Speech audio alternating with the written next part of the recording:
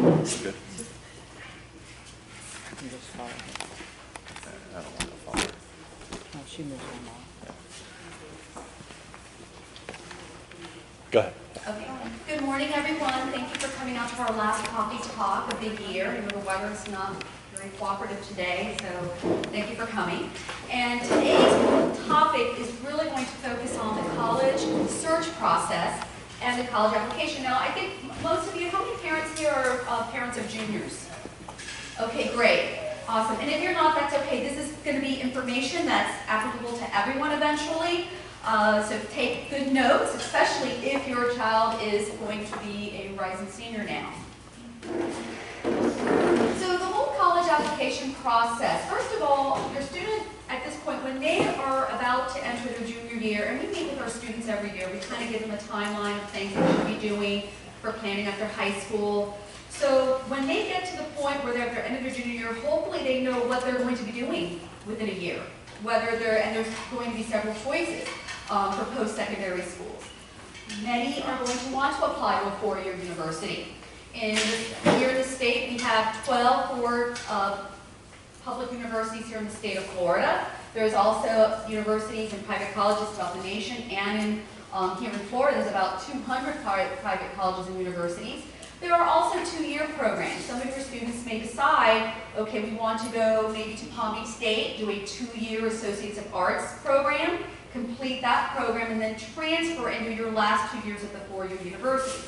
So there are lots of choices. Some of your children may want to go to a vocational program, maybe at Palm Beach State or somewhere else. Today's topic, or today's presentation, is going to mostly focus on applying to a four-year university. Okay, so first thing is that your child should be thinking of, especially before they're getting to their senior year, is what are the things I want out of the university? What are the factors that are going to help me come to the decision of where I'm going to apply to? Well, first of all, and these are things we're going to kind of talk about, and I am going to give you resources today, hopefully that will help your child in their college searches in terms of majors, interests, just different websites that hopefully will be helpful. But yes, one of the number one factors is what do they want to be? What major do they want to pursue? Now, you can apply to college and not declare a major. That can happen. There are universities also that have like exploratory majors that they can go into if they're not quite sure what they want to do. But it is important, if they do have an idea of what they want to do, that they obviously go to a university that has that major of interest. The size of the school is going to play a big factor. Some students love a big university. They like the whole city, like Gainesville, if it's a university town, they love that. Other students, no, they prefer a small environment, and some like maybe a mid-size. That's very important to consider. Remember, in this whole process, you may have a lot of friends whose children are going to different schools, and they're going to say, oh, it's a great school, it's wonderful. But remember, it's got to be a good school for your child. It's got to be a good fit. Okay, and size is one of those important factors they need to look into. Location. Some kids want to go out of state. Okay, can't wait. I have a niece that's going to Michigan next year. She cannot wait to get out of Florida. She's been in Miami all her life, and she can't wait to have cold weather. So God bless her. Hopefully that'll work out for her. Some kids just want to go out of state. Other kids want to stay closer to home. They may want to just stay somewhere in state, or maybe go far but not out of state, like go to Tallahassee. And some just want to stay local, go to FAU. Again, it depends what your child wants to do, where they're going to feel comfortable. Cost. You have to keep that into consideration, okay? And after high school, that's it. You got to start paying, and you may have prepaid, or your child may get Bright Futures. You also have to consider factors as, you know, an in-state school is going to be significantly cheaper than going out of state. Sometimes some kids may get a nice scholarship to go out of state, maybe to a small private school. They have the good grades and so forth. So you have to kind of take those things into consideration, the cost of the university and what's going to be practical, or, you know, and if you, are you going to take out loans? Is your child going to take out loans? You have to consider all those things. Okay, so cost is a factor. And then also just things about the university. Again, kind of going back to what a university offers, the type of extracurricular, the athletics. Some kids, they want to go to an SEC school. Maybe they want to be Gators, and they've been following that all their life, and they want to follow that tradition and cheer on the team, and they're looking for a school with a lot of activities. Student government, sorority, fraternities. Those are things, maybe it's not important to them, but again, that's a factor. And then last but certainly not least, the admission requirements, okay? Does your child have, in that mid-range that they should be at to hopefully be accepted into the school? We're going to kind of go over some of those factors in this presentation. The first thing that we talked about was the major. There are websites out there that can help your child discover what their major of interest may be, okay? One test I kind of want to talk about, and I don't have a slide here, but you can write it down. We offer every year the ASVAB. The ASVAB is a military test. The military does give it. Your child is not obligating themselves to go into the military. The reason we advertise it so much is because it's an excellent career aptitude test. Because it's not just measuring their interest in terms of their personality. It has a personality test component to it, but it's also an aptitude test as well, and their skills and so forth. We always offer it every November. We have sign-ups in the beginning of the year. So I highly recommend if you have a child who's not quite sure yet what they want to do, that they sign up for it. We always have sign-ups usually starting in October. The earliest they can start taking it is their sophomore year. It's free. It's a free test. So that's a great career aptitude test they can take. These websites that I have here, some of them will have like career interest inventory tests. And what happens is that when you take those interest inventory tests, they will typically, some websites will match it to the university that may have those majors. For instance, Florida Shines. Florida Shines is a website, obviously you're from the state of Florida, from the Department of Education. Not only does it have a lot of college information pertaining to schools here in Florida, but also you can find a career assessments and so forth, where you do take career inventory tests, and then the results will match it up. They'll tell you what universities in Florida have those majors and careers and so forth. So that's a very good website. College Board, collegeboard.org. That's the same website that they're the people that create the SAT, AP exams. They have a lot of great college tools on this website, and one of them is Big Future. Big Future, you can go on their link over there through College Board. If you click on Find Colleges, it'll take you to different things, but most importantly, you can look up a college by name, and it'll take you to like their profile and so forth. You can also search to find colleges by location and major and what you like, okay? So that is a good website. Again, if you click on Find Colleges, it takes you to this page right here. You can look up, and like I said before, you can look up just if you know the name of a college, or you can filter it out by location matters to you, college majors, I'm worried about college costs. So there's just different links there that can help your child do their college search. There's also through the Find Colleges a College 101 that has good articles about the college application process. For instance, 5 steps to creating a college list, your college degree options, what are the advantages of a 2-year college. So there's a lot of articles on the College 101 page of this website as well. There's also My Majors. Again, this is another one of those websites I mentioned where your child can do pretty much a career inventory type assessment, and then they will recommend several majors or a lot of majors that reflecting the results of that assessment. And again, these websites, you do have to register. They're free. They're completely legitimate. Okay. NextStepU.com also has a college search. It also has a scholarship component. Sometimes some of these websites have scholarship searches as well, and I'll kind of talk about that very briefly towards the end because that's just as important as applying to college, obviously. So I'll talk about that. But it has a search for scholarships component, and also you can select college by state and by interest to see what's out there.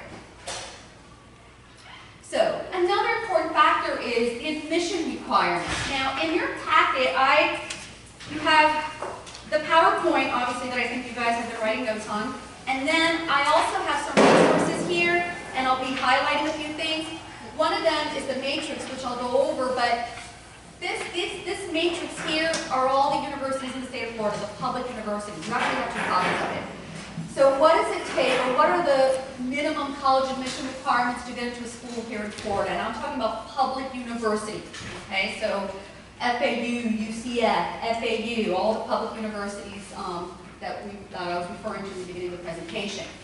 The most important thing is that they have to meet minimum requirements. What I have for the minimum requirements for a college admissions committee, let's say at FAU or UCF, they're going to be looking at those before they continue to analyze or to review your student's application. They have to meet these requirements. Notice that for a recalculated GPA, most universities look at a 3.0 on a 4.0. That's the bare minimum that they have to have. Also, we have some range of SAT and ACT scores. And then they also have, the students have to have a minimum of 18 academic credits, units, in high school. So just graduating high school, just taking your graduation requirements is not just what's necessary to get into a four-year university. Within those 24 credits, they should have a minimum of 18 units. So they have to have 4 English, they have to have a minimum of 3 sciences, 2 with the lab, but pretty much all of our science classes have a lab, 3 credits of social studies, 2 years of a foreign language, the same language. A lot of parents ask me, well, my son had Spanish 1 in 8th, and then he took French 1, for high school credit, then he took French 1 in 9th grade. Is he done with his foreign language requirement for four-year university?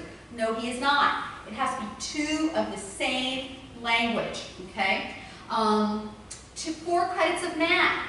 Math is very, all these courses are important, but one of the things we see as school counselors, when we have students, especially if they started taking math for high school credit during middle school, and then technically, if they've done 3 in, here in high school, they're done after their junior year, they have their 4 years. But we always tell them, really should continue with math your senior year. Colleges want to see that. So again, this is just a minimum 4, okay? More of these credits, again, it's going to be more desirable for a college admissions team. And then an additional 2 academic electives. So this is minimum 18 units. A lot of our college-bound students, most of them will graduate with like maybe an average of 23 or 24. That's average. We have some kids with 28, 29, okay? So they have to have these minimum requirements in the state of Florida before they continue to review the rest of their application, so to speak. Okay, this is the matrix I was referring to. We give this to our students every year. The matrix that you're seeing here, like I said before, is just the four-year universities in Florida, what they look at. It's not what they have to have exactly. This is what, for instance, what the class of 2016 had, on average, mid-range, what they had to get into these schools, what was accepted. Okay, so we give this to our students so they have an idea more or less what they should be targeting in order to try to get into these schools. Now, if they have less than this, is it possible that they can get in? Yes, it is possible. I wouldn't say not too less, okay, but it is possible. It's obviously very possible that they have a lot more than this as well. This is just mid-range. You're going to notice that when kids apply to college, the admissions committee, they will say it's a holistic approach that they use. So not one factor is more important over the other. They're looking, as you can see, at GPA. They're looking at test scores. They're looking at the actual application, their activities, everything. They're looking at that essay. That college essay is so important. So this is just a good tool. It gets updated every year. We have it on our school website. We give it to our students in April when they come in to review their courses for the following year. Just as a reminder, if you're interested in any of these universities, this is what you have to have mid-range, okay? So for instance, I just want to, just so you guys have an idea, so there's no doubt. If you look at UCF, I'll just use this as an example. You have the school website, and typically when you apply, you would go on the website. It gives you the population of how many students are there. UCF is actually the second largest university in the country.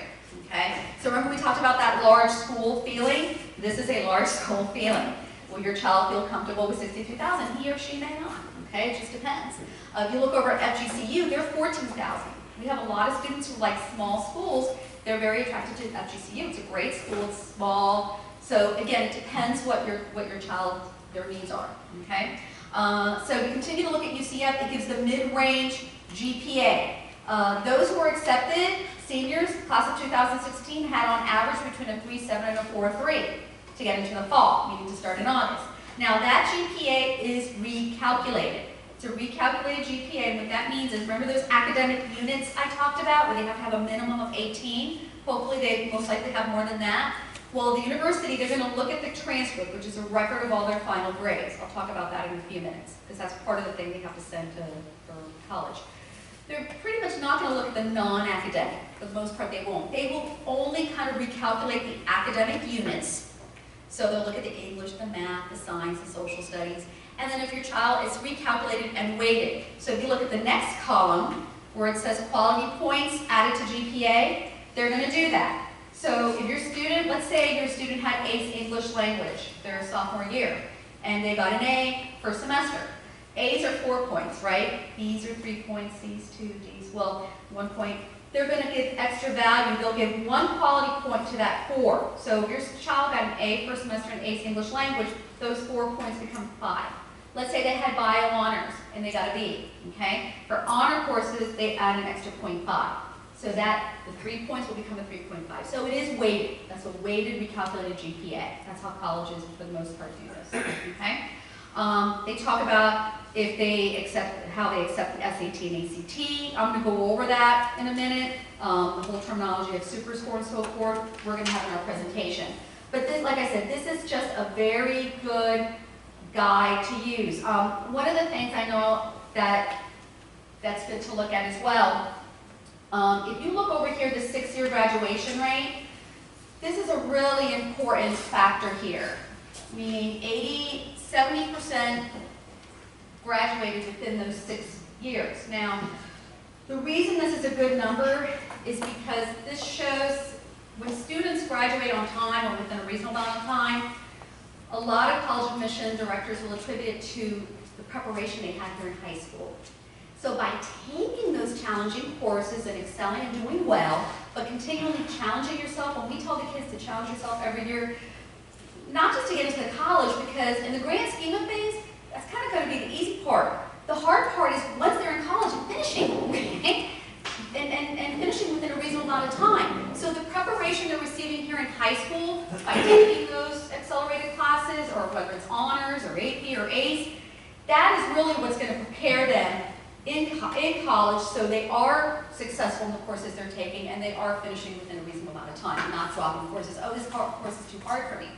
I'm going to drop it. I'm going to defer it till later. Okay? So pay attention to those numbers, okay? Because that's really important.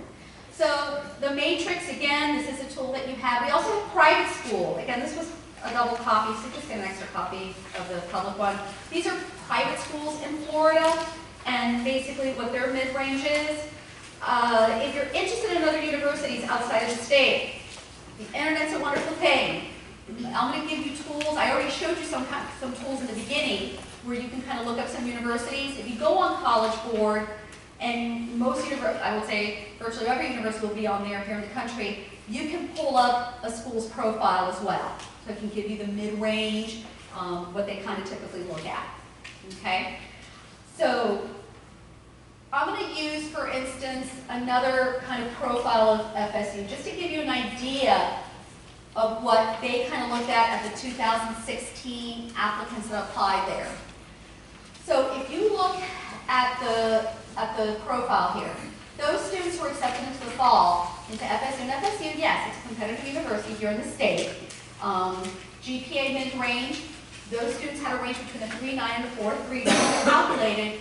And then look at the SAT and the ACT scores. Now, testing, that is something that the students, they do have to take SAT and ACT. We recommend that our students start taking those their junior year. Because why? Spring semester of your junior year. Why do we recommend spring semester of your junior year?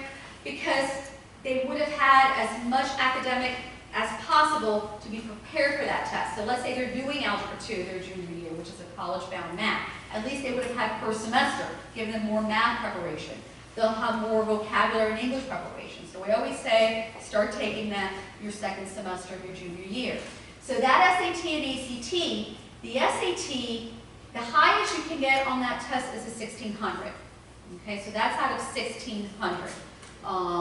Again, the highest, there's two sections, two main sections. One is like the English-based reading writing, which is out of 800, and then there's a math section.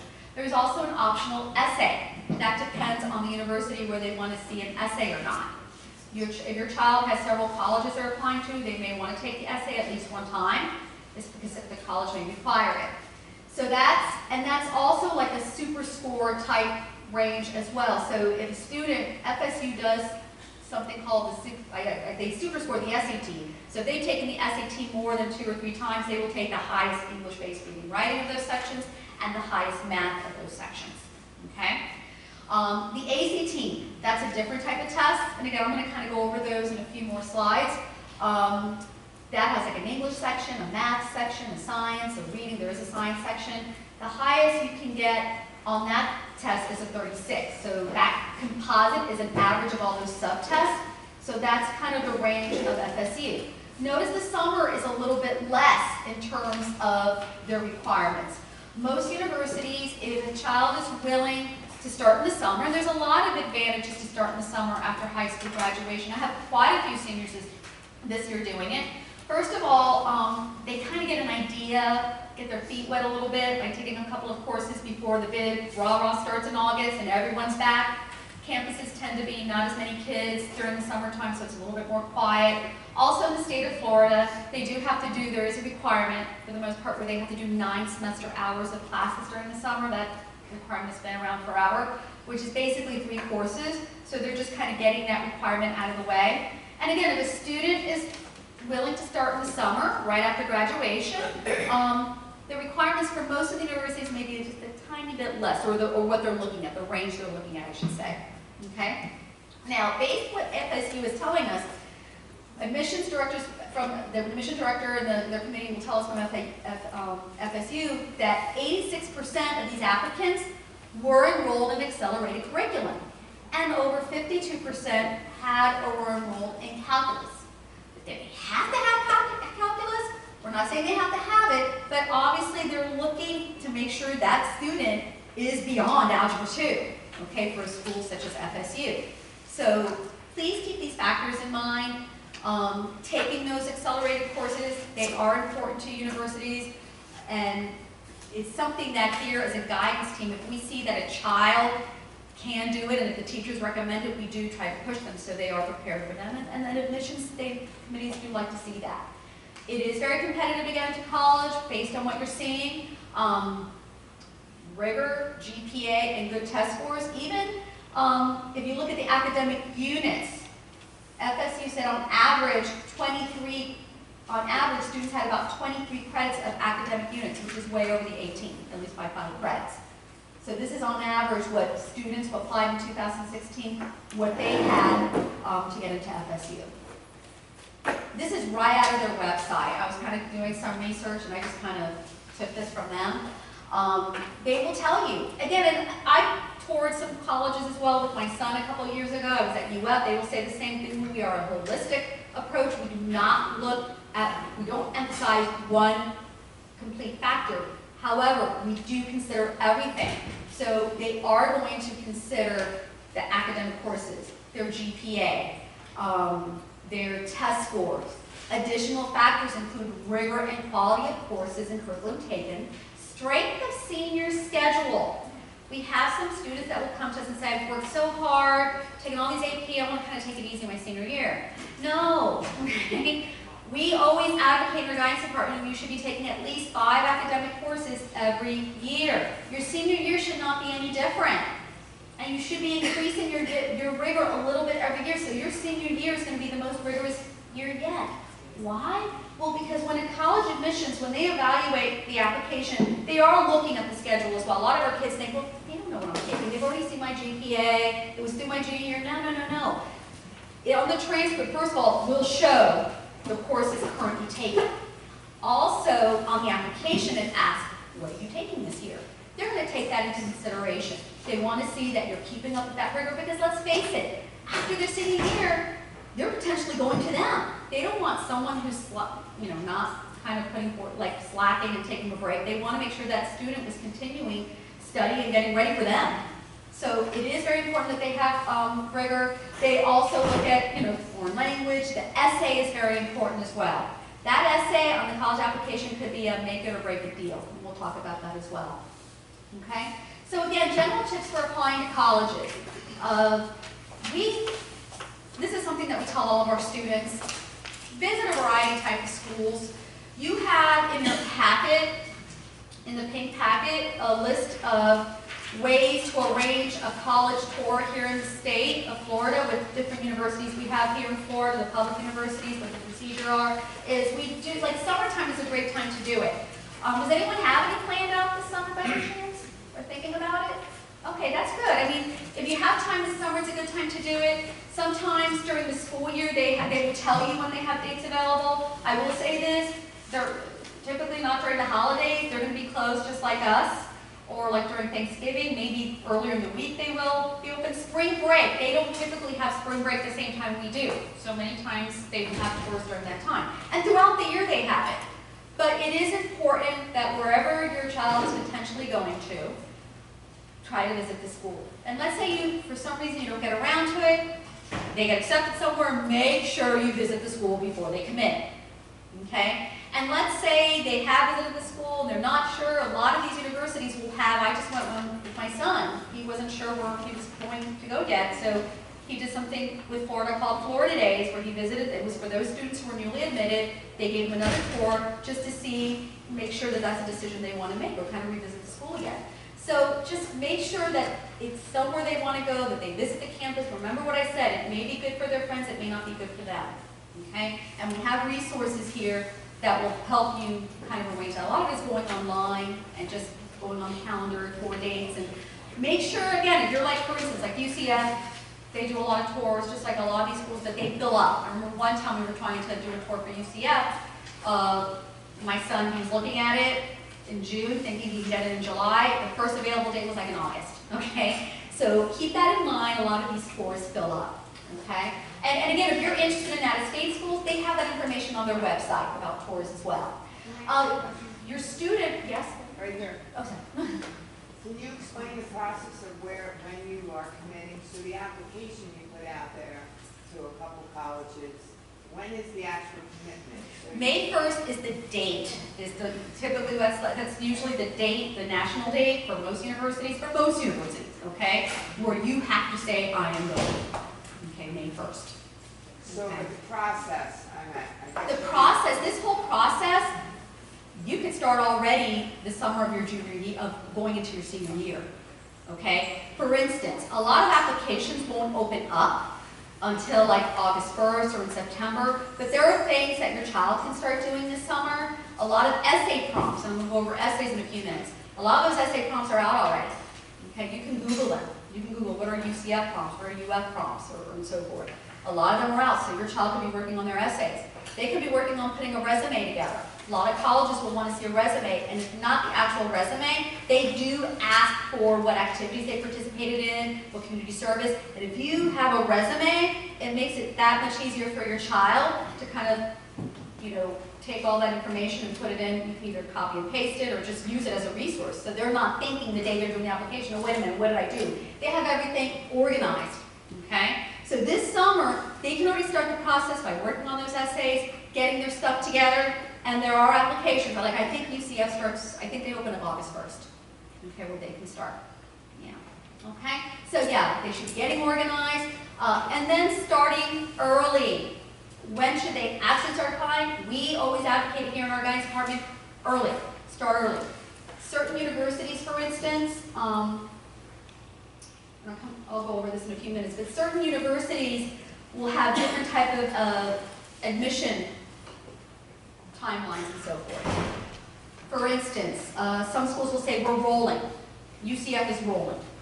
Rolling means that when you apply early enough, usually within a few weeks or so, you'll find out when you get it. It's like that throughout the year until May.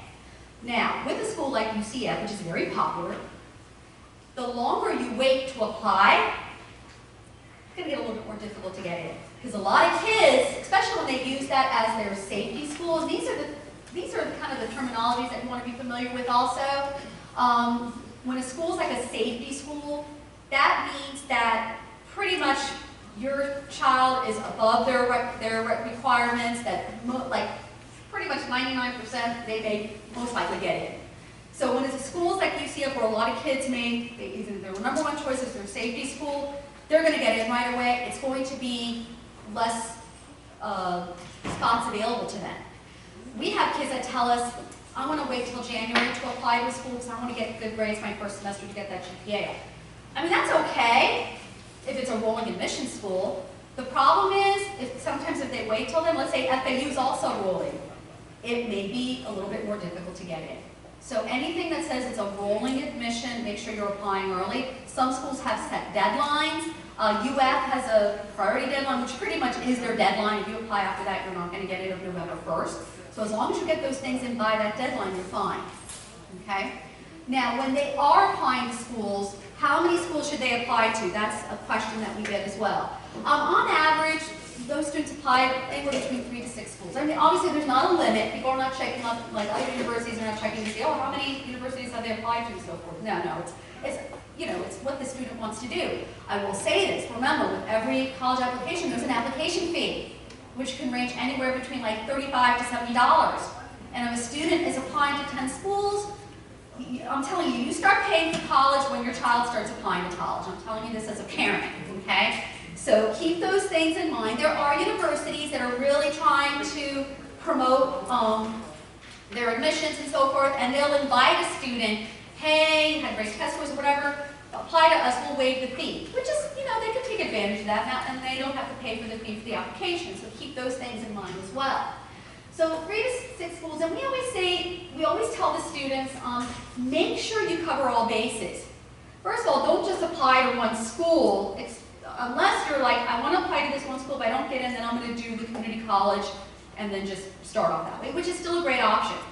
But if your goal is to do a 4-year university, you can't just apply to your dream school. Your dream school is your reach school. Again, that's that very competitive university. University of Florida is pretty much a reach school for everybody, okay, nowadays, okay, for most people. It is, it's very competitive to get in. A lot of the Ivy League, they're obviously reach schools. So it's going to be that dream school that you may get in. Remember what I said, it's admission process is not black and white. There's a lot of gray areas, you never know, okay? Obviously, hopefully you're not too far below your range, but, for instance, if you have a 2.0, Harvard is a dream, but it's really reach, okay? So keep those things in mind. And then you have your realistic, where your student is pretty much matching their profile. It's still not 100% given, but it's you have pretty good chances of getting in there. And of course, I talked about the safety schools. So your child should cover all bases. Do not have them apply to all dream schools or reach schools, because what are the chances? You have to have your backups and so forth, okay? So what is going to be the right school? Remember what I said, visit the colleges in person, schedule tours. We also have other ways that a student can be familiar with a college. I know Mr. Trini does an awesome job in setting up college visits. We have a lot of universities that come here throughout the fall and even some in the spring to give presentations about their schools, representatives from the admissions office. We have not just in-state, but people coming from out of state. We make announcements on it. How many are on our guidance remind? Okay, and I'm going to give you the information. Excellent. And your child should be on it too, because that's one of the things, the way we announce the college visits is through the remind. Once Mr. Torini finds out about it, Mr. DeWalt puts on the remind right away, and kids already during lunchtime can come up there and sign up for that college presentation to hear their talk. Usually it's about like 30 minutes or so. Kids can ask questions. They go over their admission requirements. So they really need to take advantage of it if it's a school they're interested in. College websites do have virtual tours. At least you can get an idea of what the school is like. It's nothing like going there in person, but at least they have an idea. There are also college fairs we have here in the district. In October, we always have one that the district sponsors. A lot of universities, not just universities, but also military branches. I believe military academies go there as well. It's always in October in Fort Lauderdale.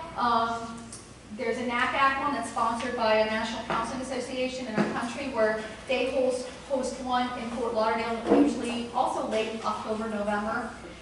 So there's a lot of resources. Also, another good way to learn about a school, if you can't make it to a college tour, a lot of universities will post open houses on Saturdays. Let's say it's hard, for you to take time off from work during the week to take your child to visit a school.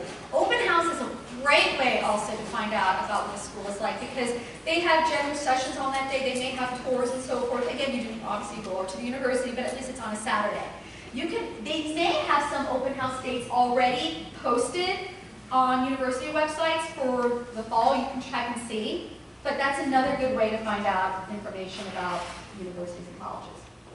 Okay, and I already referred to you guys here. We have the college in your packet, the P packet. All the universities in Florida have arranged tours. We also have tools that we provide you. If you go on the Park Vista website and you click guidance, okay, I'll kind of go over it again in a few minutes. Our guidance website, Ms. Stair, one of our counselors, did an amazing job putting together the guidance website. You have to get to it through Park Vista, though, pvchs.com, then click guidance. Lots of information on that guidance website. There's a college admissions booklet. You would click college or college admissions, and then it brings you to another page, and then there's a college admissions booklet that has tons of information. It has a timeline of when your child should start applying and so forth.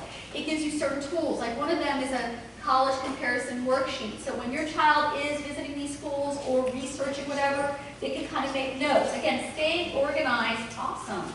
Wow, thank you, Mr. DeWalt. We also have copies here of this actual wonderful college admission booklet I was just talking about. So you guys can pick up a copy on your way out. But there is tons of information, tools that they can use this summertime already to start getting them organized if they're rising seniors. Okay, actual application. Let me talk about that actual application in the process, okay? First of all, yes, they need to kind of be organized about it. They can maybe set up a little folder with dates and so forth, checklists that they're doing, because there's a lot of components to the actual application that your child has to kind of keep up with. And they're all online. Okay, there is really no such thing now as a paper pencil college application. Everything is online. Remember when I showed you the matrix, the websites? If they're interested in applying to a four-year university here in Florida, here are the websites. They just go on there. Usually and I'll kind of show you a step-by-step. I'll use one as an example of what it kind of looks like. But they're going to kind of follow the instructions. There's something else I'm going to kind of go over briefly also. Like I said, most universities have their application online, but there are a lot of private and elite schools and Ivy League schools that choose to use the Common Application. Common Application is one application that's online, and if that university is using that system, let's say your child is applying to several universities on Common App, they can kind of select those universities that they want that one application sent to. That application has actual application, there's always essays involved. Letters of recommendation as well, and I'll kind of go over that, but like I said, if your child is applying to a school, like for instance, University of Miami is on the Common App, okay? That's going to be the system that they use. Now, the terms that you want to be familiar with when your child is applying, and this is important to know. You don't want them checking off, because it'll tell you, do you want early decision, regular decision, and you don't want them to be confused by this. Early decision, there are universities that give that option. Our public universities here in Florida do, for the most part, they do not have early decision. University of Miami has an early decision. There are a lot of private schools and Ivy League schools. Early decision means that it's a date. Usually it's in October or November, but it's early. If the student has their absolute #1 school, financially, it's not going to be a problem. They know they want to go there. They don't care, but that's it. If they apply there and they meet the requirements, they're going to get in. However, it's a binding decision. So if they do get into a school that's early decision, it's binding, then they're pretty much committed there, and they do have to withdraw their applications from other universities that they've applied to. So, some universities have different rules with it, but that's pretty much the norm, okay, with early decision. You want to be careful, because I've had kids, see, there's a contract also with early decision. They have to sign, parents have to sign, and then I have to sign as a counselor. And usually I'll see this, I'm like, oh, you really want to go there, huh? You understand? Oh, wait a minute. And they're like, I thought I was just applying early. Well, yeah, you're applying early, but again, it's a binding decision. If they accept it, you're pretty much committing to that. Now, there are other things that are early type ways to apply that are non-binding, such as early action. A lot of universities will have something called early action where you apply early. And if you meet all the requirements and they think you're a great candidate, they will accept you. And sometimes it's similar to another thing called priority, like a priority deadline. Many times with early action, if you're a great student, you've done well, and also if you see priority deadline, they will tend to offer you a scholarship, which is nice. Okay, so that's another benefit to applying early. If your student has gone beyond the requirements, they'll offer you a scholarship to pay for part of the tuition, or a little bit of it, so there's a lot of advantages to that, okay?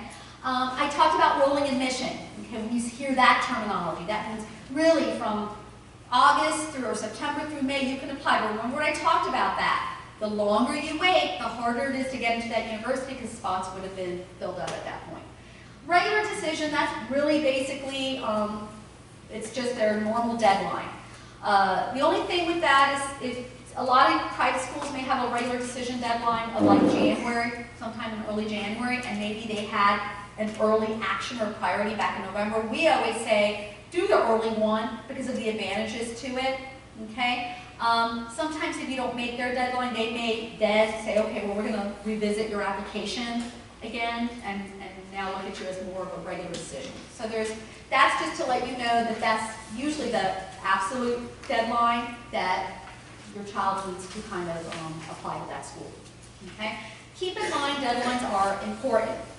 They have to have everything in usually by that time. With test scores, because that's part of the application as well, usually they will take the test scores of that month, sometimes a month after, just depends on the university. We just have to contact the university.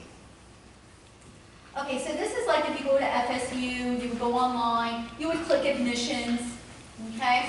And then there's like an apply now, you click apply now. Freshmen, they're not going to be clicking transfer graduate, they're going to be clicking freshman application.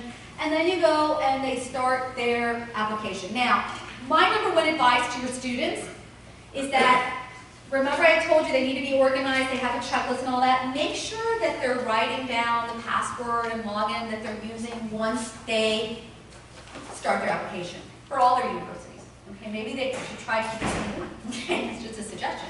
But make sure they write it down somewhere. I mean, they can reset it if they lose it.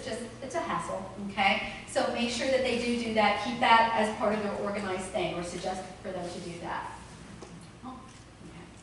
Remember, another thing, so you have the application, you fill out everything on that application. The essay is so important. It's not like a completion grade, okay? They do look at that essay. It's really important that that is their best representation of who they are. Obviously, they're looking at that essay to see what distinguishes themselves from other applicants.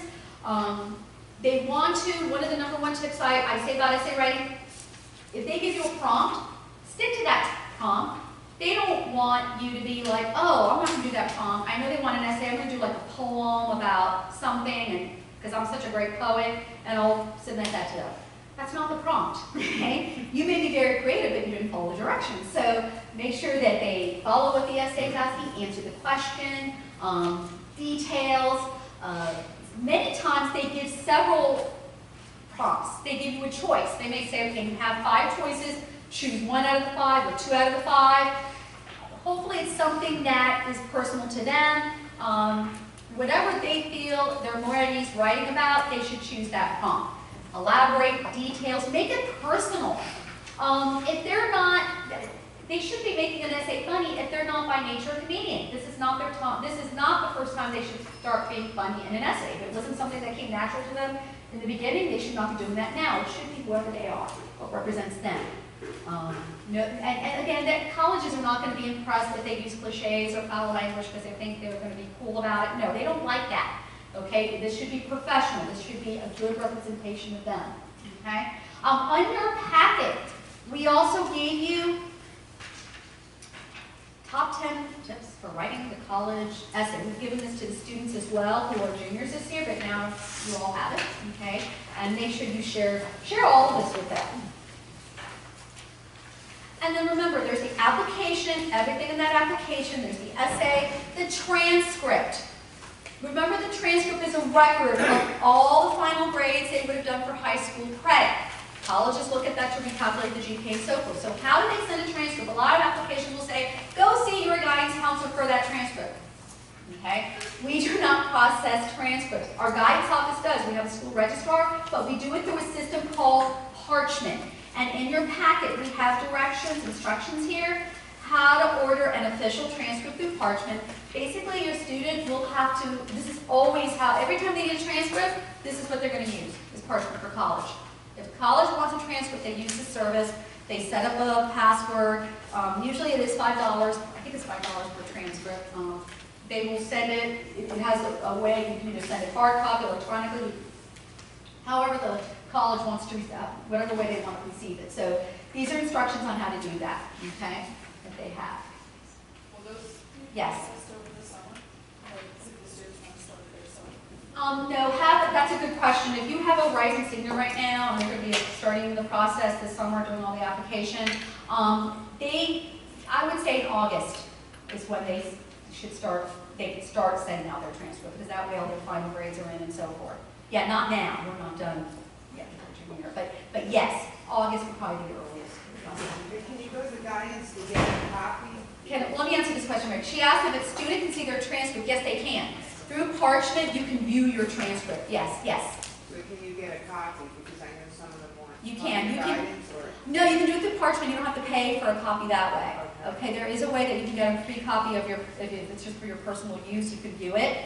Okay, like an unofficial one. But yes, you can absolutely do that. And That's what I was talking about, because they have to do the self-report, I think, right? I'm going to go over that next. Yes, yes. I'm going to put that's the next thing. So this is what Parchment looks like when they log on and so forth. Now, talking about the self-report, there are several universities that will not want the transcript.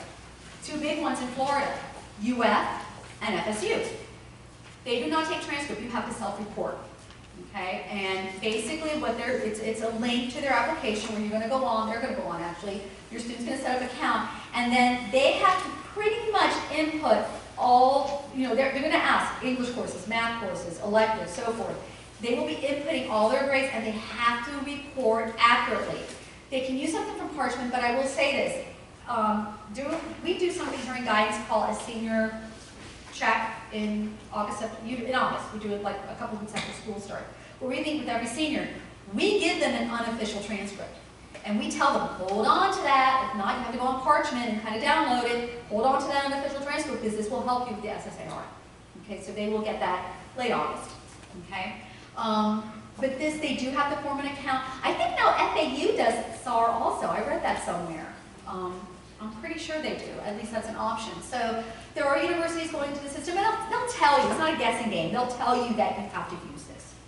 Now, the thing with this is they will eventually ask for that transcript. See, when you apply for college and you're accepted, that's conditional. Okay, I hate to kind of, this is important that I want to let you guys know. Let's say your child gets accepted, that's awesome. Every university is going to request a final transcript, including UF and FSU. You're not self-reporting with that final transcript. It's actually the final transcript. So when they receive that final transcript, they're going to look at everything to make sure their grades were still up to par and that they didn't drop anything. Because remember I told you that senior schedule is really important. Let's say they were taking physics their senior year. They were accepted, let's say, into UF. And then in February, right after they accepted, your child's like, I don't want to do physics anymore, I'm just going to drop it. Well, if the university, let's say UF receives that transcript and says, wait a minute, where's that physics? They drop it. They could potentially rescind the decision, meaning, sorry, you dropped an academic course that you wanted. We're now going to kind of pull out, rescind your decision. You'll have to look elsewhere, okay? Other reasons they may rescind a decision, if your grades are not good. FSU will tell you when they accept you, I'll use them as an example, that we've accepted you, however, we will need a final decision. If you have D's and or F's, we will rescind your decision. So most universities will do that. That's why it's still very important that your child, they are not taking breaks or kind of just, I'm going to take it easy. No, they still have to work, okay? Also, whatever they're committing to, whatever courses they're committing to, make sure they're for sure that they want to take those courses, because remember that transcript, they've already put it on either their SSAR or it was on their original transcript, and they're going to still want to see it most likely. Okay? Yes? So the transcript is just the 11th grade, and then the colleges will see? No, everything that you've ever done, anything you've earned high school credit. Like some of your students may have taken, let's say, algebra or geometry in middle school or Spanish 1. That's going to show up on there. They're going to look at that. Anything for high school credit, they're going to look at. It's cumulative. Okay? Any other questions about the transcript or the... Oh. All right, so... Okay, so remember the application, anything involved in that application, I'm kind of doing different components here. The transcript, the SSAR we talked about. Now another thing they want to see are the test scores, okay? SAT, ACT. Which one is better? Which one do they prefer? They will take both. Whatever your child scored best on is what they're going to look at. Okay, they're going to look at all the scores. They're going to see, okay, mid-range, how's this, how's the candidate. So they will accept either or. That's why we tell our students, take both. Take the SAT and ACT starting the spring of your junior year. Now, here in Palm Beach County, juniors every year for the past 4 or 5 years, maybe they've been taking the SAT for free in March, and we're assuming next year will be the same as well, which is nice. I mean, that test is about like $45 to $50, depending on whether you have the essay or not. So to take that test for free one time, that's awesome. Please make sure that if you have a junior next year, that they show up on that day to take the test. After that, they would apply to take the test on their own, because the school kind of takes care, they help them register for the SAT here on campus. It's always on a school day. But then after that, it's on Saturdays throughout the year, and I'll kind of show you the calendar for that. So SAT is important, and also sign up for the ACT. Like we were meeting with a lot of our kids in April, all of our students actually, and with our rising seniors, those who are juniors this year, I had some kids who are college bound who haven't signed up for the ACT yet. What are you waiting for? Sign up for the ACT. There are test dates throughout the year. There's something called SuperScore, which I kind of talked about earlier. When you apply for college, you have the option when you sign up to take the SAT and or ACT to already request those test scores go to the colleges. That's a personal choice. It's free. You're allowed up to 4 free reports sent to 4 different colleges for SAT, and the same with ACT. After that, or usually a few days after you take your test, I think you have a couple days after you take the test to still do that, but then after that you have to pay for it. And it's usually like about $12 on average per report, okay, per school. So that's just something to keep in mind. Again, it's a personal choice. But with SAT, universities, like I said, will super score the SAT.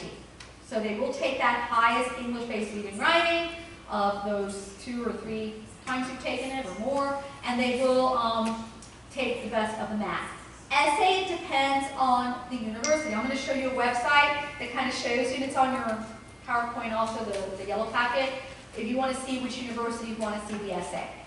A lot of them, sometimes they don't want to see the essay with SAT. I did a tour of UM last summer, and we did it almost a year ago. I went with my son, and the admissions director there said, we do not require the essay. However, we pay attention to the essay on the Common App. So remember, that essay is really important on the college application. Okay? And ACT. Not every school super scores the ACT. Okay? If you look at the matrix, going back to the matrix, I think there's only 2 here that do not super score the ACT, and that's UCF and UF. Other than that, all the other schools super score the ACT. Again, if you're interested in other universities outside of the state or other private schools, you would have to check on their website. It'll have it on here. If not, you can call admissions or you can Google the information. There's websites out there also that tell you who super scores what, so you can look that up as well. Okay?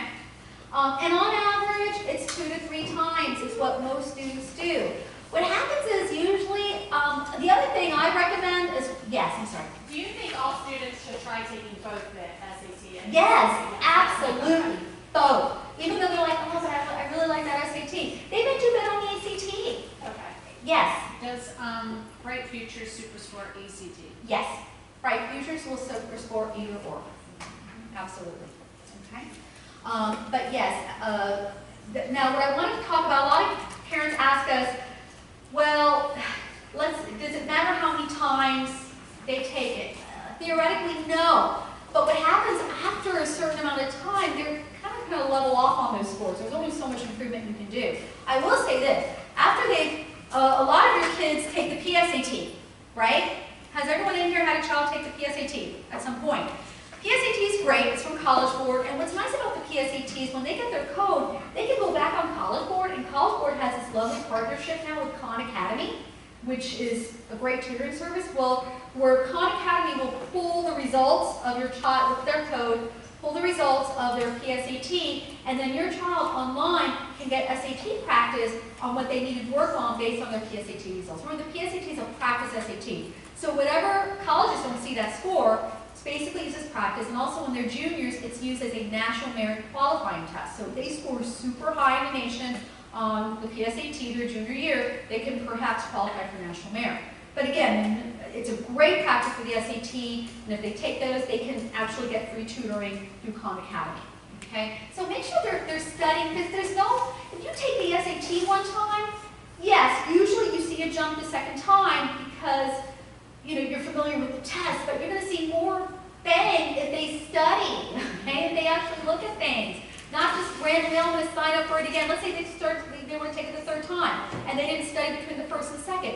Make sure they did some kind of tutor, like even online tutoring, or get a book, get an SAT book. I've had students tell me, Ms. Turner, my scores went so high. During the summer, I went to the beach and took my SAT book and just did all these. I mean, I'm not saying you should go to the beach to do that necessarily, but I've had kids tell me that. I'm not saying it's going to happen automatically, but if you don't do anything, most likely nothing is going to happen. So make sure they do some study. There are guides out there, online help.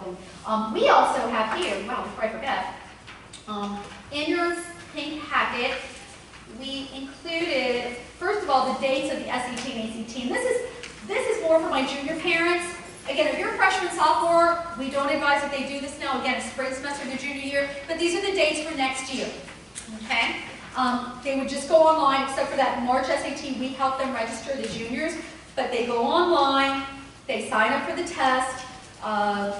Also, you're on free reduced lunch, before I forget. You are eligible then, or your child is eligible for 2 fee waivers for the SAT and 2 fee waivers for the ACT in a lifetime. So that's something also. We have it written down here just as a reminder. Okay? And then we have a list here of SAT and ACT review resources. Some you have to pay, some are online, but this is something we always have in our guidance office as well. Okay? All right. So this is the website I kind of told you if you want to see with the SAT essay policy. Remember I told you there are quite a few colleges that they don't look at the essay on the SAT, but there are a few that do. This is just a good website. You have it in your PowerPoint, the yellow packet. There's one on the ACT. Yes, also on the, yes, there is. On the ACT website, you can also see that as well to see which colleges accept the ACT essay, because that's also optional. Thank you, Mr. Green. Again, these are just the resources that you have here. The test dates, you have a copy of that. I just went over that. This is the Khan Academy. Remember I told you that if your child is taking the PSAT, there's that link using that code. This is what it looks like, and they can get their own individualized tutorial online based on the results that they had on their previous PSAT. Now, remember going back to the college application process. The application, everything in the application, the transcript. Test scores, they do not take them from our transcript. A lot of students, because they know we have SAT scores for the most part on the student transcript. However, College University does not consider that official. The student, and I kind of briefly said this, the student has to request that those test scores be sent. Remember, they are allowed 4 free ones when they register for both tests, when they take the test. Usually a few days after they have it, actually a few days after they take the test, after that they have to pay for it. And it's one is $12 and the other one is $11, SAT and ACT. It's per report. Okay, number 1 question. A lot of kids assume, okay, I'm going to UCF or I'm going to FAU, I need a letter of recommendation from you. Okay, the SUS system, most universities in the state of Florida, they do not want to see a letter of recommendation. They have a lot of applicants. They want to see the application, they want to see the test scores, they want to see the transcript, they don't want to see a letter. However, private schools, a lot of them require it. Remember I talked about Common App? They require a school report from the counselor, from us, which does require a letter of recommendation. There's something that we have to fill out based on the resume, and I'm going to talk about that now, that your child has to turn into us. And just based on their academic record, we have to fill out this form, and then we do a letter for them as well. So remember the resume, that is something they can start working on this summer. It doesn't take long to do. In your packet, I have a whole article here about the importance of a high school resume. There are websites out there that can help your child develop one. I'll show you one in a few minutes. But that resume is so important. And please, write, every parent in here, because whether they're going to be seniors next year or years, in a couple of years or whatever, please emphasize to your child how important it is to give because the teachers for Common App will also have to do a letter of recommendation, and then we will too, that it's really important that they give us at least 2 weeks. The earlier the better. Can't even tell you how many letters I wrote last year, or this past year. And our kids, for the most part, they were really good about timelines. We had a really good senior class, and they gave it to us within a pretty much reasonable amount of time. But at least 2 weeks, we're doing other things too. The teachers are doing other things, and we have to plan these out. The resume should be basically a list of all their extracurricular activities, community service, even if they work. If they're employed during high school, college will look at that as an extracurricular. Okay, they can consider that. Okay, many students go have to work, and that is considered as extracurricular. Also, providing addresses for colleges and universities. Now, I should probably take that one out. A lot of it is online now. Okay, so unless they want a hard copy letter from us, then we will need the address and so forth. Okay, to send that out to them. And there's other reasons why teachers and counselors senior year maybe do letters. It could be for a scholarship. A lot of scholarship applications ask for a letter. We need 2 weeks of that. Okay? And then there's the application fee. Your application is not complete. Remember, we already went over application itself, transcript, test scores. Okay? Then there's the fee. Remember I told you, next year most of you would start paying for college because of these lovely application fees. And that's on average, but I've seen some application fees, especially they're like at top elite, that are like $70. Okay, now, there's not a lot of them like that. This is on average how much they cost. Okay? Fees are non-refundable, must be paid off, okay? Because if you have everything, but if your child did not submit that application fee, their application won't be reviewed, okay? This is what makes everything complete. The application, test scores, transcript, and that fee. And then your child's application is ready for review, okay?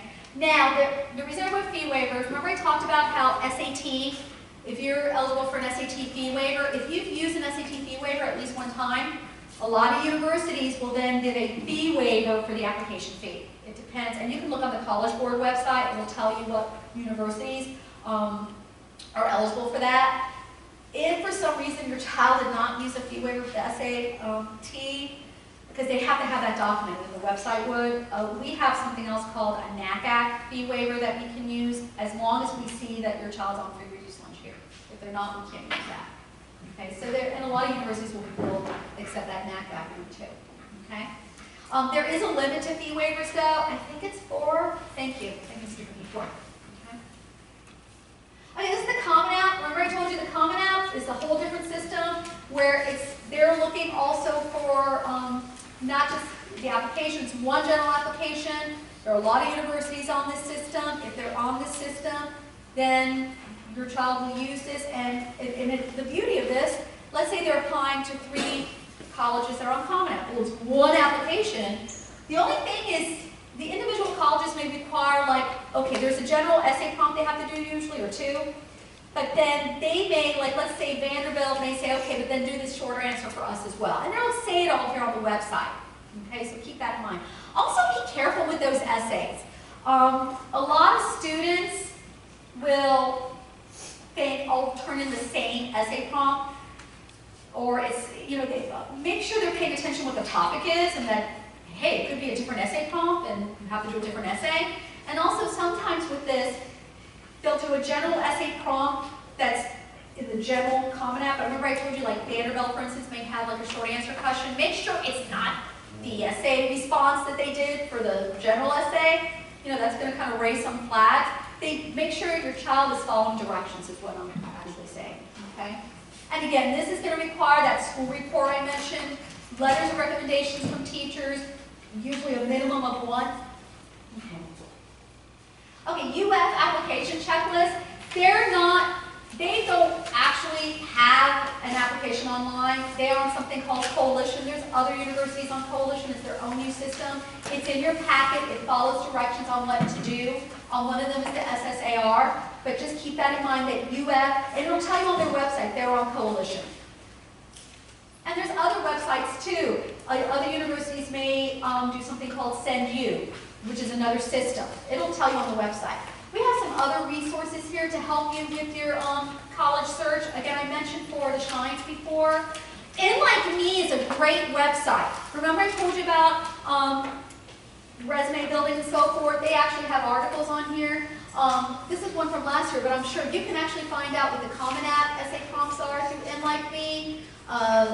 Give you the official release practice test on PSAT or ACT, how to recalculate your GPA for college admissions. This is just an awesome, awesome website. Essay tips on here as well. Composing your college admission resume, there you go. Okay. College Confidential is awesome.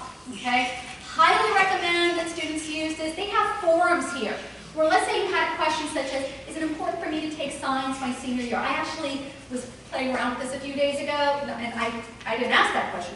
It is important to take science, I think, your senior year. But someone had asked that question, and the responses, you see different people responding, what their thoughts on, whether it's students, teachers, counselors, whatever. It's a great, great website if you're really trying to find the nitty-gritty about colleges and universities and what they're looking for. Okay? KPETS is awesome. Okay? Not just for college searches, but for scholarships. Okay. That's the #1 website we recommend. But what's nice about KPETS, a student can put in like a profile of themselves and do like a college match, see if they stack up to the university they want to go to. So this is a great website as well. Okay? See college search, explore top colleges, select a college, see your chances. Do you have what it takes to get in? Nice website. I have a lot of kids who use that. You have this on your PowerPoint, the different websites also where you can do more information on college searches, college matching, and so forth.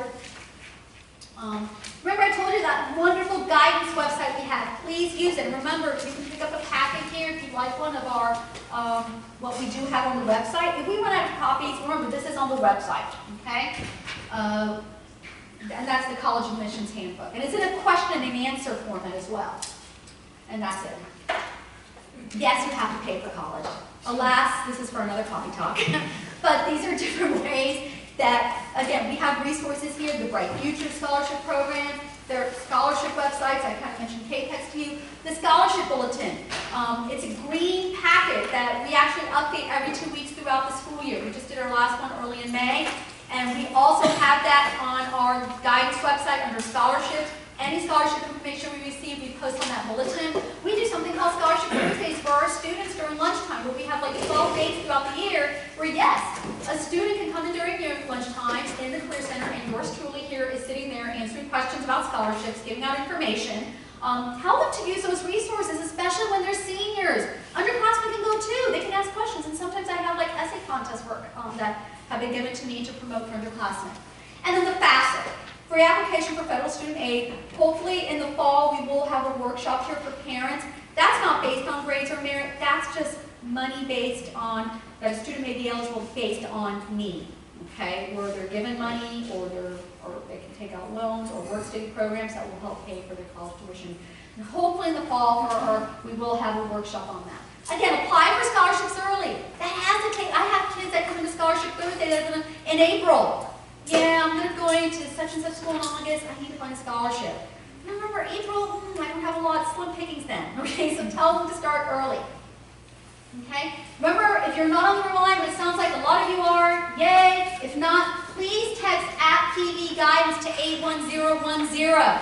You will get such great information from our guidance department. Make sure your child is on it. We tell them, yes. Remind them, on the rolling admissions, you'll see priority, even though a school might have a rolling admission, they might have a priority Yes. deadline. That's to be considered for merit-based scholarship. Right, I had mentioned that earlier. Okay, yeah. So you'll see, like, they might say they have rolling admission, but they have a November 1st priority deadline. You That wanna do usually the applies to priority. scholarship. Right, I had mentioned that when I talked about the early action public priority, like early on. If you get an application, if you're like a top, you may get an institution scholarship, which is another way to get money to school. Thank you, Ms. Training. So make sure again you're on the Remind, okay, that your child's on the Remind. Okay, and then yes, good luck. Okay, good luck for those rising senior parents. Have fun. It is senior year with, and again, my son just graduated. Wow, what a year. It's a lot, okay? But it's an exciting year too. So good luck to those parents, and if, again, underclassmen parents too, now you know what to look forward to. Okay? Thank you very much. Thank you.